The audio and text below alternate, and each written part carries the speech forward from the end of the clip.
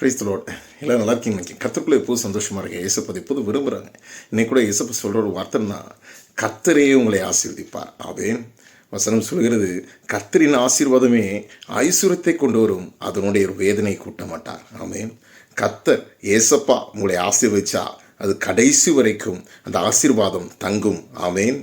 இது வேற ஒருவர் மூலமாக உங்களுக்கு ஏதோ ஒரு ஆசீர்வாதம் கிடைத்தால், ஒரு மனிதன் மூலமாக, ஒரு பெரிய பதவியில் இருக்கிற மனிதர்கள் மூலமாக ஒரு ஆசீர்வாதம் கிடைத்தால் அது நிலைக்கவே நிலைக்காது.